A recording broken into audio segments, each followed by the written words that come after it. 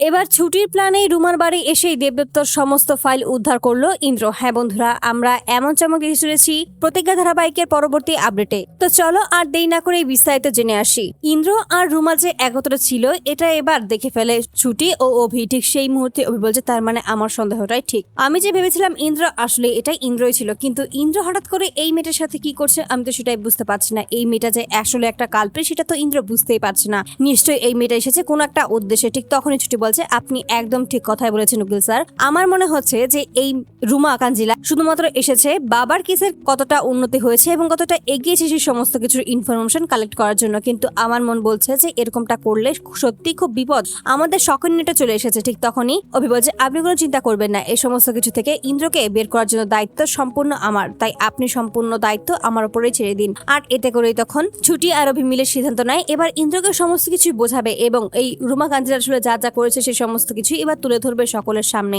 এবং ইন্দ্রর সামনে এটা বোঝাবে যে আসলে এই রুমা কাঞ্জিলা নিজের স্বার্থের জন্য সবাইকে ব্যবহার করতে পারে। তারপর দিন সকালবেলা যখনই অফিসে চলে আসে ইন্দ্র, ঠিক সেই মুহূর্তেই অভি ছুটিয়ে চলে এসে ঠিক সেই মুহূর্তেই ইন্দ্রের সাথে কথা বলে ছুটি আর অভি। ঠিক সেই মুহূর্তেই ইন্দ্র বলেছে, কি হয়েছে, এভাবে আমার সাথে কেন কথা বলছিস? ঠিক তখনই বলছে, তুই এখনো সবটা চেপে যাবি, এখনো তুই কিছুই বলতে চাইবি না? এতে করে তখন একটু অবাক হয়ে যায় ইন্দ্র এবং সে চুপ করে থাকে। ঠিক সেই মুহূর্তে ছুটি বলছে, ইন্দ্রদা আমরা সত্যি তোমাকে খুব বেশি ভালোবাসি, তাই আমি চাই না যে তোমার কোনো ক্ষতি হোক, তাই তোমাকে একটা কথা আমি বলতে এসেছি। আমি জানি আমার কথাগুলো তোমার কাছে খারাপ লাগতে পারে, কিন্তু এটাই সত্যি কথা যে আমি সত্যি যা জানি সেই সমস্ত কিছু শুধুমাত্র তোমাকে জানাতে চাই। আর এই বলে তখন রুমা কাঞ্জিলাল কি কি করেছে সেই সমস্ত কিছু তারা খুলে বলে। ঠিক তখনই ছুটি বলছে, এই রুমা কাঞ্জিলাল এসেছিল আমাদের ওই আশ্রয় বাড়িটাকে দখল করার জন্য, কিন্তু আমার বাবা যখন বারণ করে দিয়েছিল ঠিক সেই মুহূর্তে হুমকি দিয়েছিল যে যদি এভাবে কোনোভাবে কথা না শুনে তাহলে যেভাবেই হোক না কেন ওদেরকে কথা শোনাবে এবং যা করেই হোক না কেন এখান থেকে সমস্ত কিছু সে নিয়েই ছাড়বে, এই আশ্রয় বাড়িটা সে হাতিয়ে ছাড়বে। তুমি এখনো কি বুঝতে পারছো না যে এই সমস্ত কিছু কেন করছে এই রুমা কাঞ্জিলাল?